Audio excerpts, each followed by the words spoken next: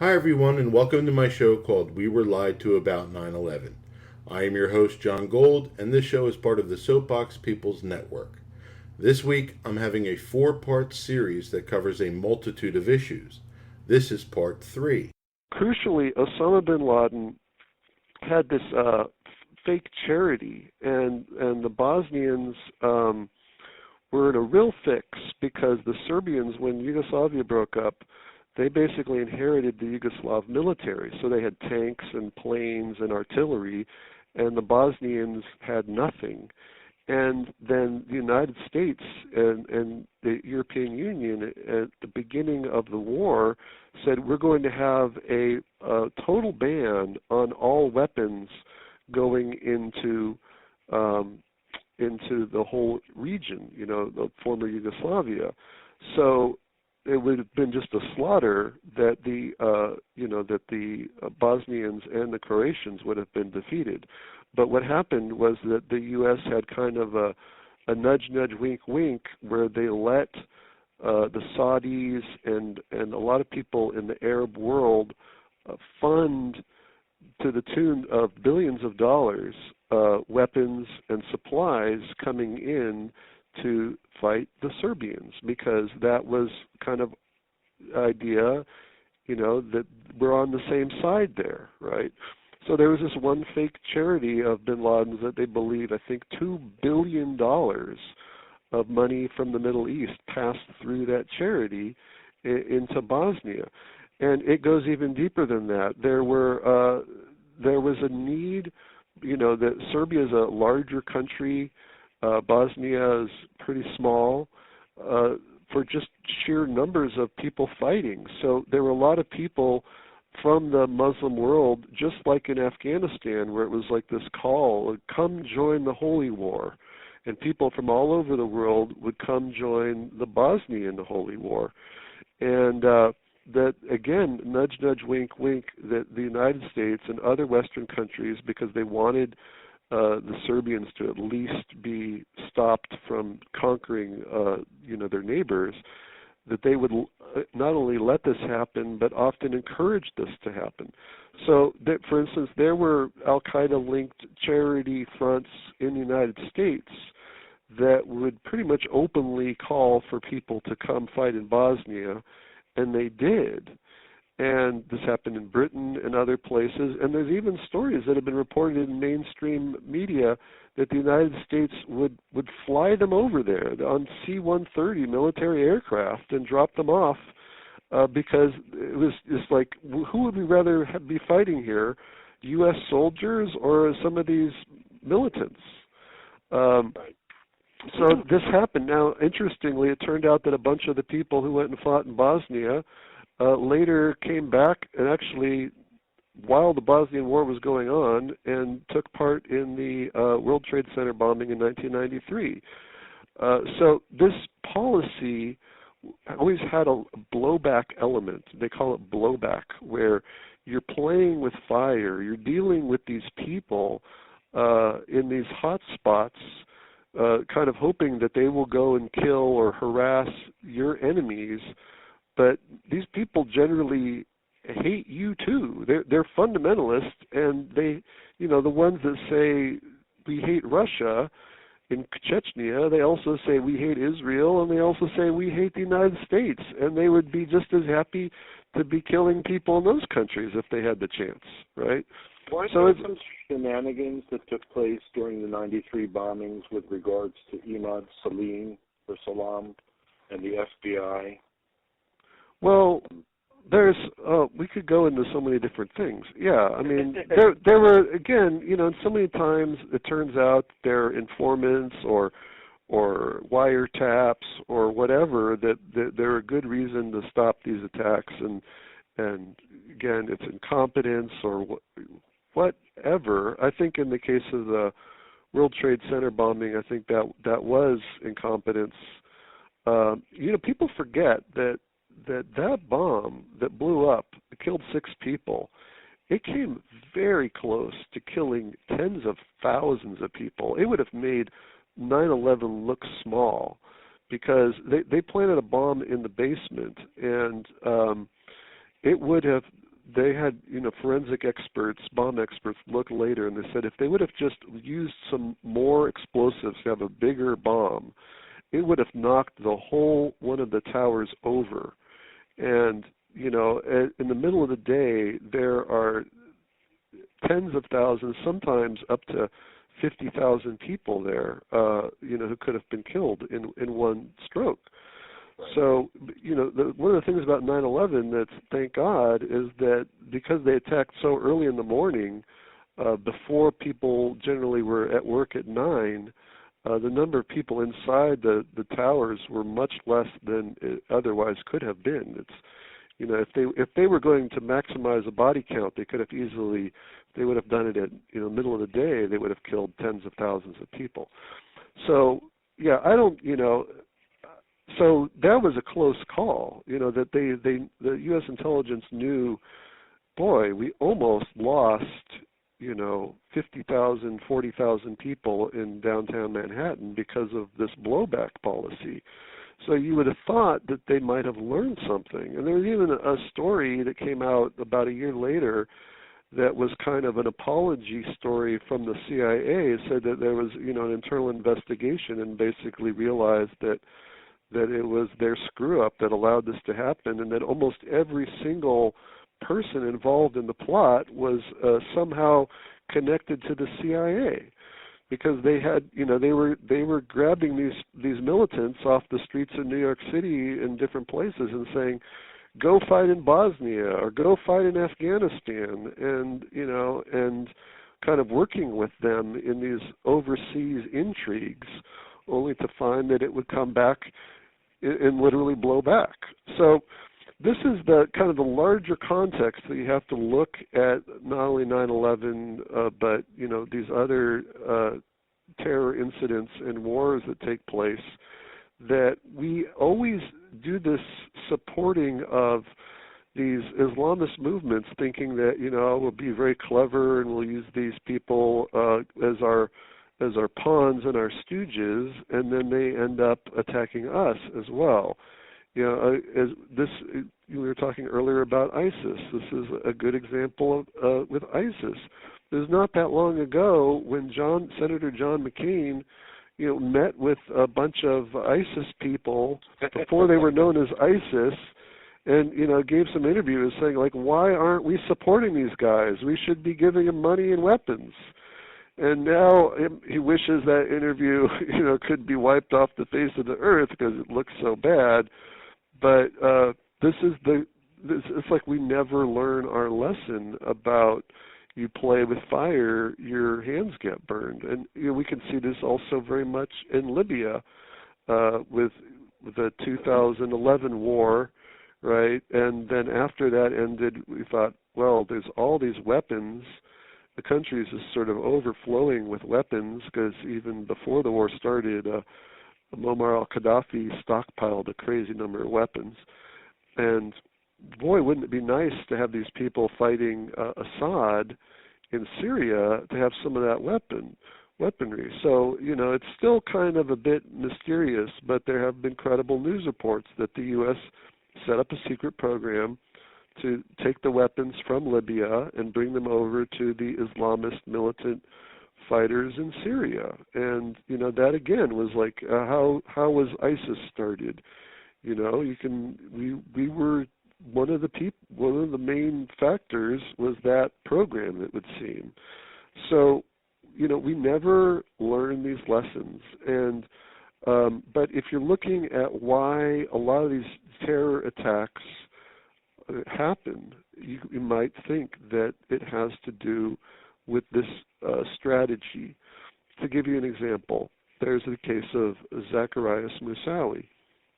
Now, I don't know if this is well known, but I think it's not that well known, is that he was a recruiter for the Chechnya War. And this was well known within intelligence circles in the West prior to him being arrested shortly before 9/11. That was the French had files on him, and the British had files on him, and the U.S. had files on him. And he would go back and forth between Western countries and Chechnya and find dissatisfied youths who are Muslim and say, hey, go join the holy war and find a cause, find a reason to think you're important, blah blah blah. And so if you are looking at why nobody seemed to care about Moussaoui when he was arrested in the middle of August 2001, I think it has directly to do with the fact that he was serving this role in Chechnya. You can talk about, a lot of people talk about this idea of good terrorists, quote unquote, and bad terrorists, quote unquote. And the idea of the good terrorist is that that's somebody, or you might call him a quote unquote freedom fighter if you're, knee deep in the propaganda. The idea is that's someone in some rebel movement that we want to see succeed. And so then we want to support them. But if they're fighting some cause we don't want them to succeed, then they're a bad terrorist. But what they're doing, blowing things up and killing people, is the same, right? And what we find is that oftentimes it's the same people, that they go from one country to another, and it's the small core of Islamist militants. A lot of the people, I was doing some follow-up research on what happened to some of the people in the embassy bombing that didn't get caught, and a couple of them now are fighting for ISIS in Syria. So there's this blowback effect that we protect or look the other way for the militants who are doing things that we want them to do. So remember, there's this FBI agent working with Colleen Rowley in the Minneapolis department of the FBI. I believe his name is Harry Samet, and he later testified that he tried to contact everybody he could within the U.S. government about the fact that they had Moussaoui, and that he was talking about wanting to fly a plane and asking questions about crashing it into the White House and all this stuff that was so damning and incriminating. So he went to the CIA, he went to the FBI, he went to, just a whole alphabet of different agencies, and every single person just pretty much shut the door in his face. And when he testified, to it as criminal negligence. Well, yeah, and when he testified, he made a statement I thought was real interesting. He said, "I came to the conclusion that," and I'm paraphrasing, "that there is no amount of evidence I could have had that would have gotten these people to do something about him. Like, there was just something about him that that no one was going to do anything. Like, he had this protected status." And you could easily see that, you could imagine that someone in, say the CIA would know his history of being a recruiter for Chechnya and say, he's one of the quote-unquote good terrorists, let him go. And that has been such a idiotic and tragic policy that, people a lot smarter than me, like there's a guy named Chalmers Johnson who's written a lot of books about blowback and has pointed out that it has failed over and over and over again, not just the terror aspect, but when the U.S. government tries meddling through coups and assassinations and so forth, there's always these side effects that are not anticipated and end up just making the situation worse than it was before. And so one other thing I want to say, just to finish off about this idea of this larger context that is, I think, very revealing, is that one of the, I wouldn't say architects of this policy of using Islamic militants, but he definitely took it to the next level and really ran with it, was Zebru Brzezinski, who was the national security advisor under President Carter.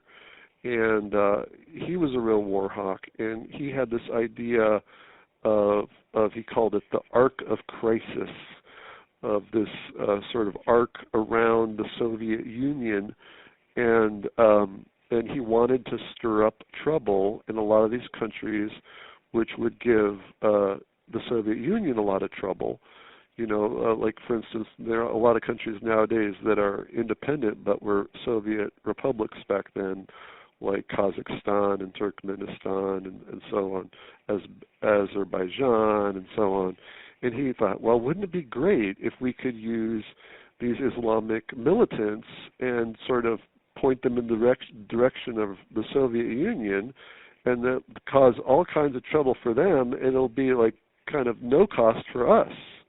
No American lives are lost, right? So he was interviewed about this in 1998, and it was very revealing that he, as part of this arc of crisis policy, he was basically the one that really initiated the Russian war in Afghanistan, because he did all these destabilization projects prior to the Russians coming in that kind of forced the Russians to come in.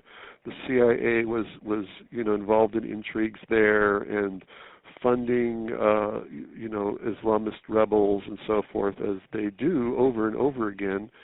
And as I said, in this general policy that goes back decades. So here they were doing in Afghanistan. So someone asked him, a journalist asked him, if he regretted starting the Afghan war. And he said, quote, "Regret what? That secret operation was an excellent idea. It had the effect of drawing the Russians into the Afghan trap, and you want me to regret it? The day that the Russians officially crossed the border, I wrote to President Carter, we now have the opportunity of giving to the USSR its Vietnam War." Then he asked if he regrets, quote, "having given arms and advice to future terrorists," unquote, which, by the way, I think was a very far-sighted question to ask him back in 1998. But he responded, quote, "What is more important to the history of the world, the Taliban or the collapse of the Soviet Empire? Some stirred-up Muslims or the liberation of Central Europe and the end of the Cold War," unquote. And then the interviewer said, quote, "Islamic fundamentalism represents a world menace today." And Zebru Brzezinski said, quote, "Nonsense. It is said that the West has a global policy in regard to Islam. That is stupid. There isn't a global Islam," unquote. So he was basically thinking, boy, these are just a bunch of rubes, a bunch of fools, these Islamist terrorists, who we'll just point them in the direction, and they'll just go stir up trouble and blow things up and kill people, and they will be unwitting tools, thinking that they're anti-Western when they're actually, fulfilling our foreign policy objectives. And in some ways, you could say that he had some successes with that. Like, yes, Afghanistan did become the Russian quagmire, the Vietnam War for Russia, right? But, as time went on, the blowback just grew stronger and stronger. And what's amazing is that, that to this day, that we still do this. For instance, in Syria or in Libya, we can see recent examples where we just couldn't resist the temptation to say, well, okay, we'll support the rebels in Syria, but we'll only support the quote unquote moderates. And this has been something that you can go back decades, where it's like they're always looking for the moderates, and it always turns out that the supposed moderates are saying, death to America, and would be just as happy to be blowing up a building in America as anything else that they're doing. And we're just fooling ourselves over and over again, thinking that we can manipulate in this clever fashion without having the blowback effect. So, we're already going to be getting blowback from ISIS, and it'll go on for probably the next couple decades, where people will come back from those. Let's say ISIS gets defeated, and the different people will scatter to the four winds, and they'll still have their same ideology, and they'll say, well, gee, now I'm over here in Algeria, I'll blow things up over here or wherever they happen to be. One of the things that happened as a result of ISIS was it gave us the opportunity to go back into Iraq, which is where we wanted to be in the first place. If you remember, George W. Bush signed a status of force agreement that said everybody had to be out by a certain time, and Obama fought to keep troops in Iraq and couldn't do it because he couldn't get immunity for some of the crimes I believe we committed. And so we had to leave or withdraw. Now, because of ISIS, we have the ability to go back into Iraq, and we're slowly sending more and more soldiers into Iraq. Well, I kind of disagree with that. Personally, I think that Obama, if he had a magic wand and he could make ISIS go away and just everything with Iraq go away, he'd be very happy to do that and have no troops in Iraq. I think that one of the reasons ISIS happened was because he kind of overreacted from what happened under the Bush administration, and he just was like, I don't want to hear about Iraq. I'm sick of Iraq. And so for, with the time leading up to when ISIS just burst on the scene and started taking over major cities, the U.S. had really no involvement in Iraq. They weren't talking to the government there. They weren't engaged in any way. Obama just wanted out. And I think in a way that was an intelligent policy, because Bush's idea in the first place to have, you've got to have all these military bases in the Persian Gulf was a foolish one. Why do you need all these troops in the Persian Gulf in the first place? They have these bases, like I said, in a few of the tiny Gulf states like Bahrain, which provide, I think, enough security if something dramatic were to happen, like say Iran were to suddenly up and attack another country. You have aircraft carriers, you have different things in the region already, right? Why do you need 100,000 troops to be stationed there? It's very costly, and you're not getting anything for it in return. So I don't see why Obama, if he's smart, maybe he's dumb, but why he would want all these troops in Iraq? I think his attitude has been, make this problem go away. I don't, and also in Afghanistan, I think in both those things, he keeps troops there because he's in a sort of damned if you do, damned if you don't, where if you pull the troops out, then all of a sudden the Islamist forces are going to completely take over, like in Afghanistan. So you're forced to sort of have some troops there, but he keeps trying to bring it down to as few as possible because he sees it's like this quagmire. So I don't think he wants to be. Iraq is going to be, let's face it, it's going to be a quagmire for a long time. Why do you want to be losing lives and constantly, like a money pit, constantly throwing more and more weapons and troops into that big money pit? Are you going to get any oil out of it? You're not going to get any oil out of it. That country is so messed up that it will not be a major oil producer putting new fields online. That'll take decades. So what are you spending all that time and money for, putting troops in there? I don't know. I just remember that he did fight to keep us in there. So anyway, let's move on. Well, yeah. I mean, I think it was the same idea. Same idea with Afghanistan. I think he would have been happy to keep 10,000, 20,000 troops in there, in an ideal world. But to have, like, the original Bush plan was to have this sort of major military presence, and then is kind of like the U.S. has this gigantic club that would keep any country in the Persian Gulf region in line by saying, look, we've got this army right on your border, so you better do as we say. And and there was even talk. I remember it was reported in Newsweek. I even for some reason remember the details. Some people within the government saying, everybody wants to go to Baghdad, but real men want to go to Tehran. So they were already thinking not just militarily dominating, Iraq, but to use that as a springboard to just control Iran and the whole region. And I think Obama's coming from a different place. I think back in the Bush administration, they were using their ISI connections to use Jundala to go into Iran to commit terrorist attacks.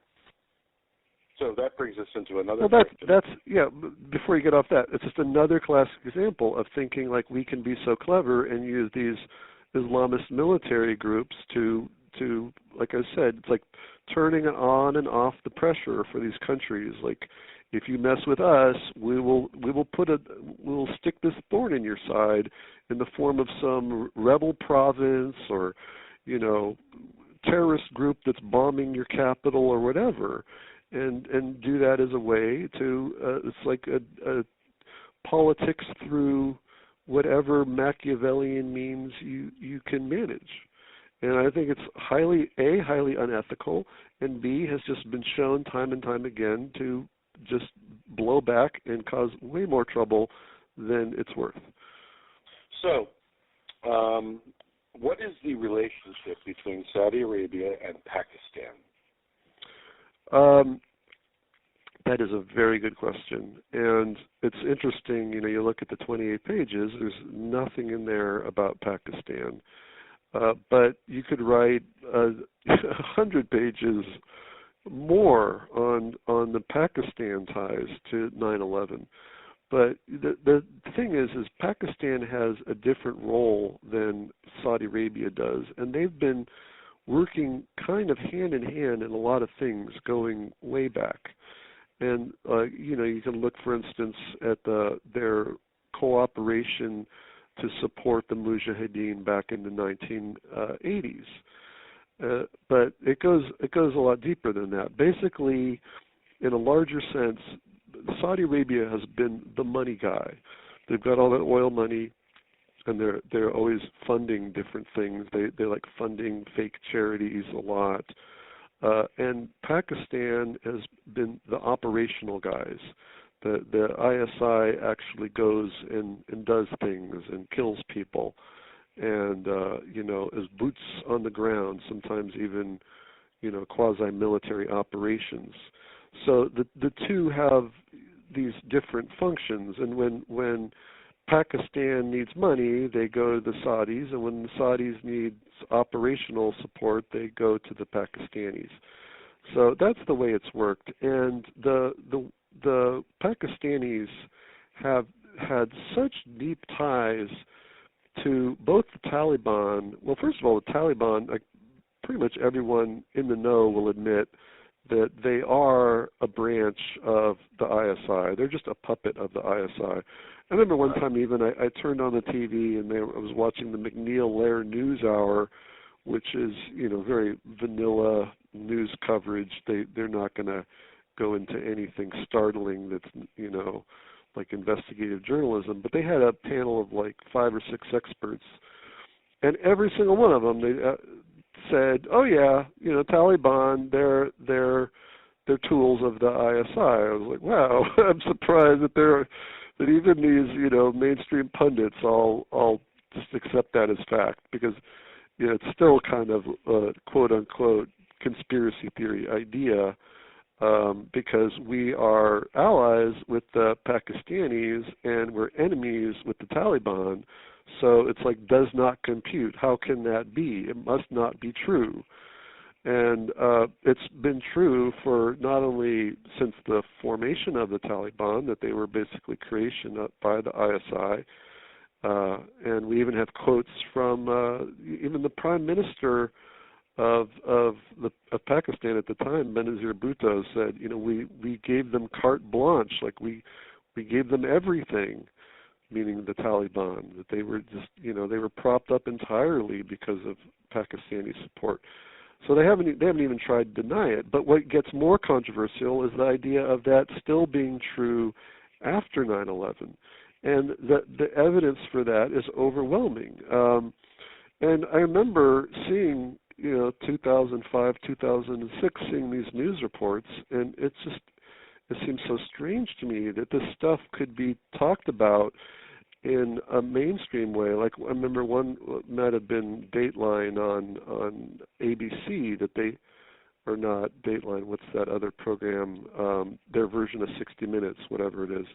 They had a big piece about this, and they were talking about how in Pakistan that there were all these terrorist training camps and even training suicide bombers, and not just one or two, but dozens of these training camps. And some of them were for Al-Qaeda, and some of them were for the Taliban. And you could go to a map and you could say they're, here, there, and exactly. We've got satellite photos of them all, and it's all totally known, right? And it's 100% known by U.S. intelligence that these people are all being trained and funded by the ISI. And what every single recruit from these training camps does is they immediately cross the border into Afghanistan, and they start fighting U.S. soldiers, and they're blowing them up in suicide attacks or shooting at them, with weapons. And at the same time this is going on, the Pakistani government is the target of billions of dollars of foreign aid from the United States. So this has happened for years and years in an open way, that we were basically funding the very people that were killing our soldiers, like some sort of meat grinder. I'm sorry. There no, was go a ahead. political cartoon that said, I think it was an American taxpayer talking to somebody in Washington saying, should we write the check to the Pakistan or should we send it directly to the Taliban? Yeah, well, I'm surprised there even was that cartoon, because the American public has been generally clueless about this, and the media has just been lapdog and hasn't made a big deal out of it. It was just like, well, what are you going to do? It's just one of those things. For some reason, this was just accepted as normal for year after year after year, and it still continues to this day. This goes, just like we have had this policy of using terrorists as a foreign policy tool, other countries have done the same thing. We've already talked about how Prince Bandar has done this with the threat he made to Britain or with the support he's given to ISIS. Well, Pakistan has been one of the most blatant users of this strategy, in particular with India, where it was particular in the Kashmir region. It goes all the way back to the 1980s, where Pakistan is a much smaller country than India. They're outnumbered 5-1, 6-1 in terms of population, so their army is similarly outnumbered. So if there ever was a conventional war, Pakistan would just be slaughtered. And there have been a few wars going back to the 1970s and earlier where they just barely hung on. So they decided the only way they could really even things up is through guerrilla warfare in Kashmir, where you have a small number of people, but because they're using these terrorist or guerrilla warfare type tactics, they can pin down a large number of the opposing side, because you never know where they're going to strike next. And they've even, supported attacks within India itself, most particularly the Mumbai attack in 2008 that ended up killing was about 150 people. That was directly tied. One of the bombers, or it wasn't a bomb, it was more like a machine gun attack that went on for over 24 hours.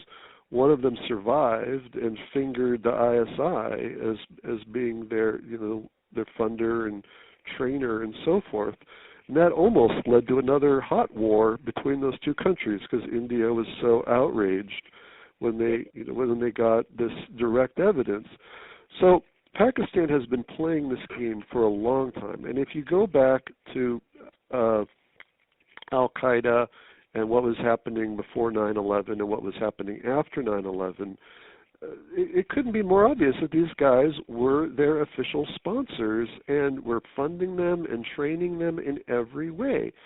And so I know you're going to ask, because we talked earlier before this phone call, you're going to ask about the money that went from seemingly from what's his name, Mahmoud Ahmed, the head of the ISI at the time, to this guy, Saeed Sheikh, who was a pretty active terrorist, Islamist terrorist. He's now in prison in Pakistan. To the 9/11 hijackers, there was a belief of about $100,000 that was stolen through criminal means in India, so it could be sent to the hijackers without, directly being traced to Pakistan. That was the idea. Now, I don't know if that's true or not. It very well could be. It's possible that could be Indian propaganda, because it would be in Indian interest to tie Pakistan to the 9/11 attacks in this way and make them look bad. So I don't know the facts, the raw data.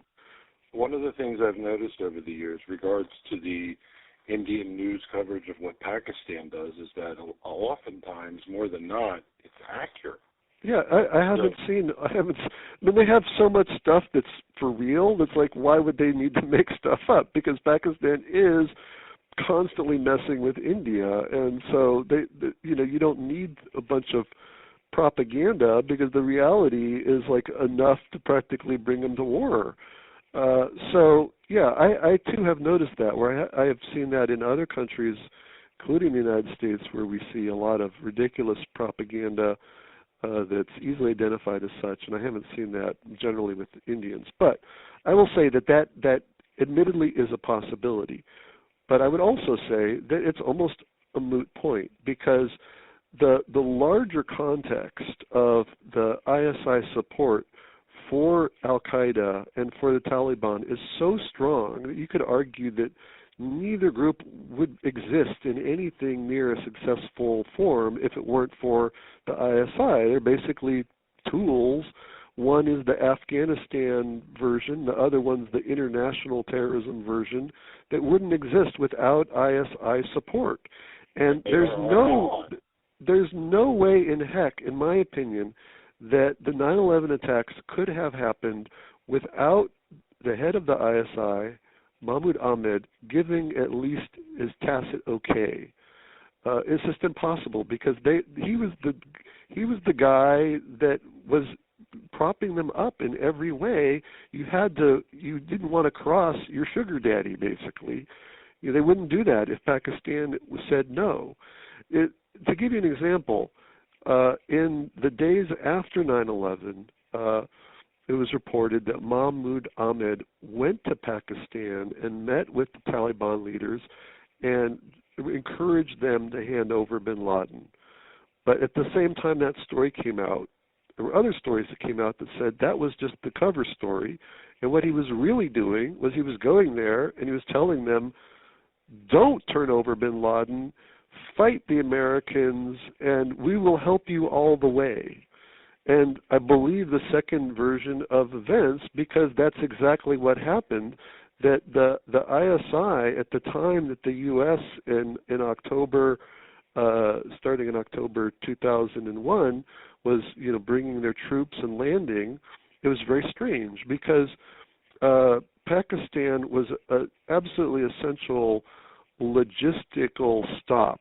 At the time, it's happened since that we've developed some bases in Central Asia. But at the time, there's really no way to get a huge number of U.S. troops into Afghanistan without them going through Pakistan. So Pakistan was like, oh, come on in, we'll help you out, and here, logistically, we will give you gasoline and landing strips and everything, and come right on into Afghanistan. Meanwhile, ISI officials were embedded with the Taliban, and they were advising the Taliban how to fight the United States successfully. So talk about like two-sided game. It couldn't have been more obvious. There were mainstream articles that came out at the time that were saying, that like the ISI would be giving the U.S. advice on how to fight the Taliban, and then at the same time they were giving the Taliban advice on how to fight the U.S. And that the U.S. knew this, and that they were just, again, like, what can you do? We'll just have to, blunder through and do as best we can, but that's just how Pakistan works, and you can't stop them from doing money. it. What? Just give them more money. Keep giving them. Continue calling them our ally.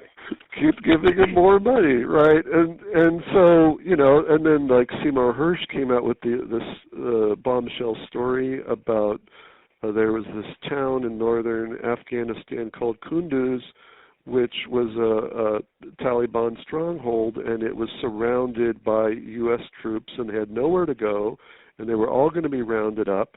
And then for several weeks, there was this airlift, and night after night, there would be these cargo planes that would just take all these fighters and bring them back into Pakistan.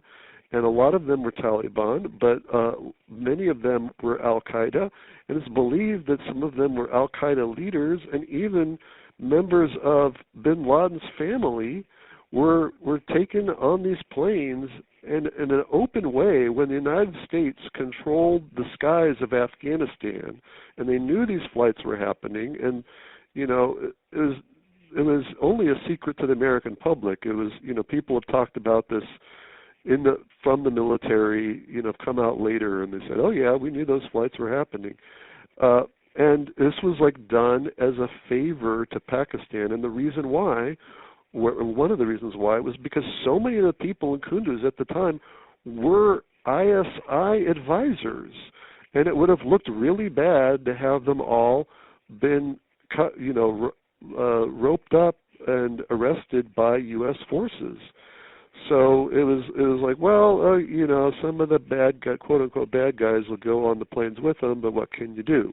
And we would keep making these kinds of crazy compromises because of the fact that we were faced with a situation where Pakistan was simultaneously our ally and our enemy. And so, you know, to get back to the money issue, like I said, it kind of doesn't matter because it's just Osama bin Laden, for instance, he would have been dead long ago had it not been for the ISI. It's pretty openly acknowledged, for instance, that in 1998, when the United States tried to bomb bin Laden, the one time that happened, people called it the wag the dog. When, remember, there was the Monica Lewinsky scandal, and Bill Clinton did these couple of bombings, that it's well known that the ISI tipped bin Laden off. And this happened time and time again. You know, the timeline is filled with instances where there would be some big Al-Qaeda figure that the U.S. was trying to get, and at one point they even snatched some guy away from the U.S. and drove him away in a car, you know, a bunch of ISI guys, because they were so allied with Al-Qaeda. So, you know, what more could they possibly have done to show their true, in my opinion, their true allegiance, and really play America for a fool for over 10 years, where there must have just been people in Pakistan who are like, I can't believe we're getting away with this. You know, that we're killing U.S. soldiers on a daily basis with the people we train and equip with suicide bombs, and they're still giving us money. Well, the one thing is, you know, the 9/11 Commission said that the source of the funding was of little practical significance, and I think that if the ISI was connected financially to 9/11, that would be huge news because Pakistan is an ally of the United States, and that's why that is significant. Well, sure, I'm not saying it's not significant, but in a larger sense, like in terms of the reaction that the U.S. should have had, it shouldn't have made a difference if they found out about that $100,000 transfer or not. You know, I'm not saying attack Pakistan, especially because it's a nuclear power. But, well, I mean, why the heck would you continue to act like they're an ally? That is craziness. Yes, absolutely. All right, now let's get to this question. How credible would you say the 9/11 Commission and its report are? Say zero. What the 9/11 Commission tried to do was that they realized that there was a certain amount of information that was in the public domain, and they wanted to present all that information in a way so that they could be seen as the establishment accepted version of events. So they worked with everything that was basically undeniable and tried to weave that into a story that would become the de facto version. But anything that was not widely known already, they suppressed. For instance, they had a whole bunch of whistleblowers. You mentioned Robert Wright is one of them, who would want to speak with them, and either they wouldn't listen to them, they wouldn't even give them a chance to speak, or they did, and they just said that's very nice and put the testimony in a drawer. Anything that was not, like I said, widely accepted and known, they just tried to bury, and it's a total travesty of a commission. And time has shown since then that there have been, things that have come out. Able Danger is one example where you knew that they knew about it, and they basically managed to suppress that completely from their report. Or there was, for instance, an important warning that George Tenet, CIA director, gave to Bush that was not publicly known at the time the 9/11 Commission report came out, and didn't come out into the public domain until 2006. And it turned out that the commission had that information about that warning, and they just sat on it. And I'm sure that they sat on all sorts of other things. So the fact that they have this reputation is pathetic, and it shows how, again, the sad state of our media, that they would just so often become stenographers for government figures, and that they just swallow this thing whole has been one of the major disappointments for me in terms of this whole 9/11 story. Because now anybody who says anything that is say, oh, well, that's not in the 9/11 Commission report, it must not be true, as if this is the definitive Bible. Well, what's killing me about the 28 pages is that people are pointing to the 9/11 Commission and saying, well, they didn't find anything to what was in the 28 pages, and they're the definitive account of 9/11. Right. Right. I mean, the 9/11 congressional inquiry actually did a much better job on far less information because they weren't such an obvious. I mean, there were some people like Eleanor Hill and others who seemed to be genuinely trying to get to the bottom of things. Yes. Whereas I get the impression from the 9/11 Commission that it was just cover up from the word go. I'm really reminded of the Warren Commission, going back to the JFK assassination. It's a known fact that Earl Warren didn't want to be on the commission, but he was persuaded to be on the commission because he said he was told by the people in the know, like the CIA director at the time, that there was potential evidence tying Lee Harvey Oswald to the Russians.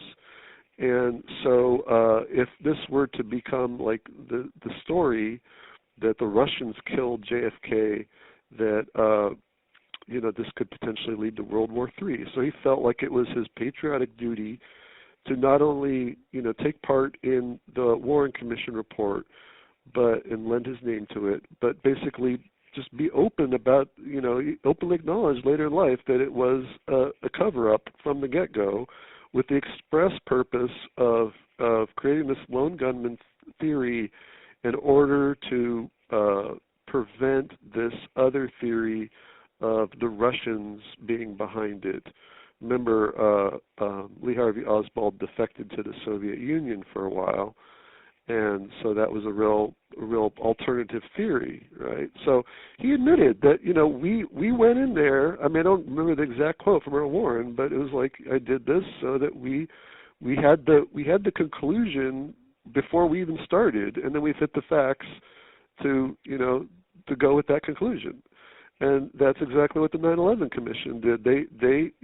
I'm sure before they started, they had ideas like, we cannot have anything in there about the Pakistanis. We can't have anything in there about the Saudis.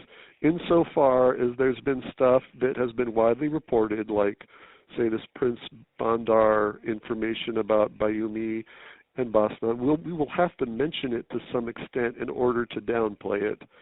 Because if we totally don't mention it, then it looks too obvious, But did you know that when the 9/11 Commission met with Bush and Cheney behind closed doors with no transcripts, not publicly and so forth, that when John Lehman asked Bush specifically about the Bandar 9/11 connection, he, quote, dodged the questions. That to me is reason enough to bring him in for questioning, as far as I'm concerned. Yeah, and the fact that you could let him get away with that is just pathetic. One thing I say about the 9/11 Commission is that it was completely corrupt and compromised, but there were good people on the 9/11 Commission. So that's why it's important to look at the documentation from the 9/11 Commission, because oftentimes it contradicts what's in the 9/11 report. So doubt, all of the conclusions of the 9/11 report, but definitely look into the documentation that they had to, from the staffers and so forth. Well, yeah, I'm sure. It's kind of the same thing with the congressional inquiry. Not so much that the final conclusions there were so what would you say, a cover-up, as just that everything that was critical there was redacted and remains redacted to this day. It's not just the 28 pages. You look at that thing, it's like a big piece of Swiss cheese. There's lots of pages in there that are completely redacted outside of the 28 pages. So, but there, in both cases, I'm sure there were a lot of good people coming forth with information that got, closed out at some level as it kind of worked its way up the chain. And what I'm curious about is, if you and I were omniscient, we had ability to see all and know all, and you could look at all the documents in the CIA and the FBI and the NSA and everything, would there actually be an honest accounting somewhere at some level of what really happened? Or in their attempt to cover up, did they essentially believe their own propaganda or only write down, this skewed version of events? Or is there actually some genuine accounting in there, not just in terms of the raw data, but as it worked its way up and got into reports and so forth? I don't know, because I think the desire to cover up was so strong.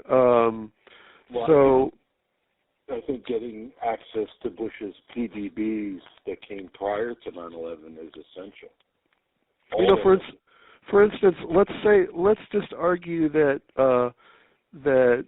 for argument's sake, that this idea of al-Hazmi and al-Midar being a attempted mole or someone that the CIA was trying to follow, if that was the case, was there ever like a internal report that looked at that as like mistakes made and lessons learned and actually lays out the full story? Or was that just so hot that they just said, we're just going to deny, and just rewrite history from, the day after 9/11 onwards? I don't know. But I think there's still plenty to learn from these documents, that are still to come out or are out but are so redacted that you can't make heads or tails of them, because this thing is such a gigantic, sprawling mess, that and there's so many people and so many levels who have a story to tell that you couldn't keep everybody quiet at every level. And so that's what I kind of tried to do with the 9/11 timeline, was to take all these little pieces, since no one within the government ever was going to step forward and say, aha, here's the 800-page, intelligence community summary of the full truth of 9/11. That was never going to happen. We've got to try to do our best to cobble it together piece by piece. All right. Now, this is a question that might make some people mad, but whatever. I don't do this to be popular. I do this to get the job done.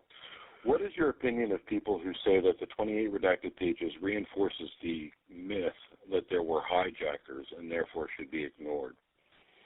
Well, I have understanding of people who feel that way because people have been lied to so much. There's been such a ridiculous cover-up about 9/11 that it's kind of easy to just think that the official story is not true, so just anything goes, and people have just speculated in some really wild ways, like the planes themselves were holograms and all kinds of things.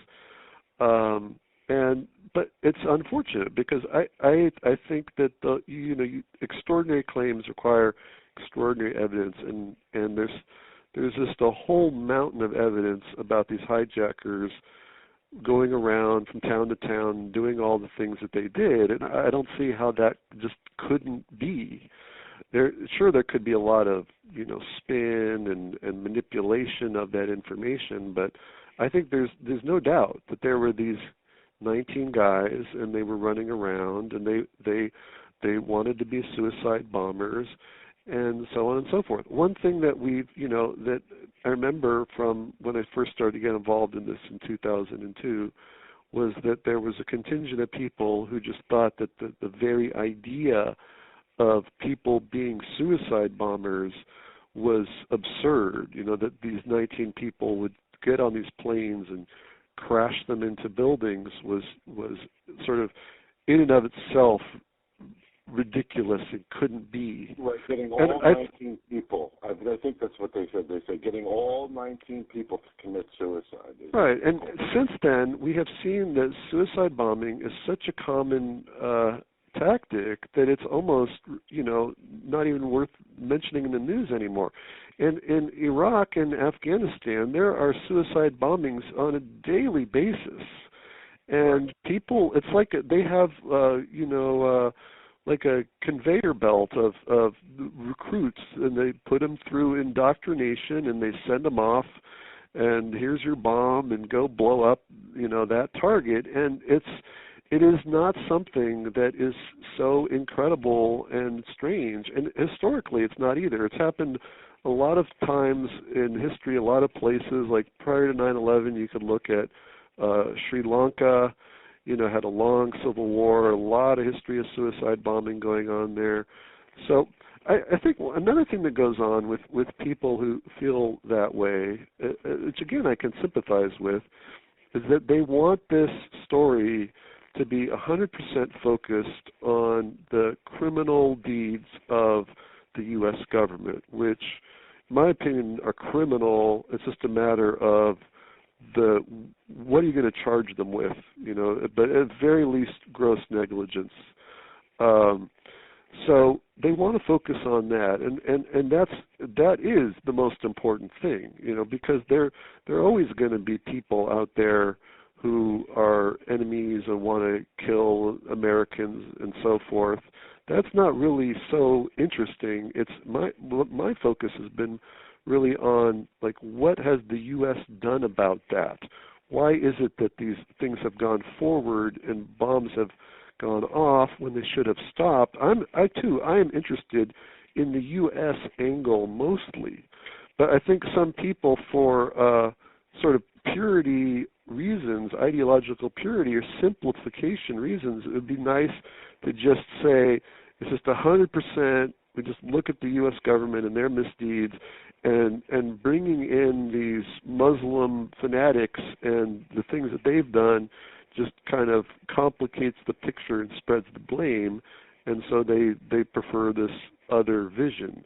But I think you got to go where the facts are, and the story actually is, as I said, going back decades, this American policy of thinking that they can manipulate and use Islamist militants for various purposes, and the blowback that always happens, and it seems in some cases for strategic reasons, letting these people be successful, has come, and it's how far do we go with that? Did they let these 9/11 attackers be successful for very strategic reasons?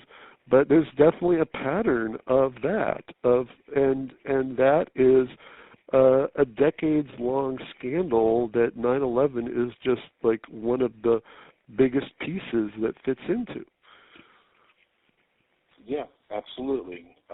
And I do sympathize with people who fall for certain information, because there was a time when I believed certain things, and I don't anymore. But I do have those people. But at the same time, I don't think it helps, and it's a hindrance, if anything. When you say not to look at certain things, and because most of the incriminating information exists with the hijackers in the picture. Yeah. And I don't understand why people insist on taking them completely out of the picture. Well, I think that's a small number, but kind of a diehard number.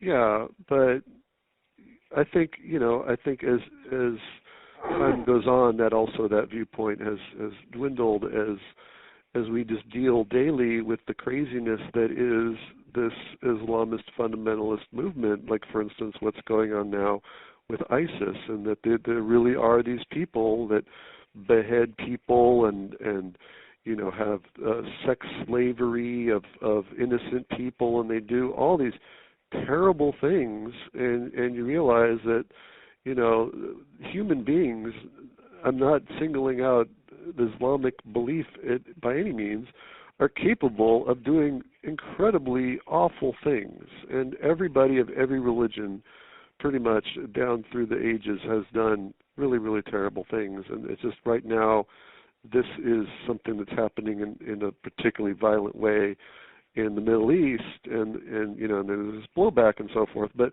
suicide bombing is not an invention that happened on 9/11. This is something that happened before, and it's happened a lot since, and we shouldn't be so surprised that this is part of the world we live in today. That is the end of part 3. Please be sure to check out the other 3 shows in this series. Thank you.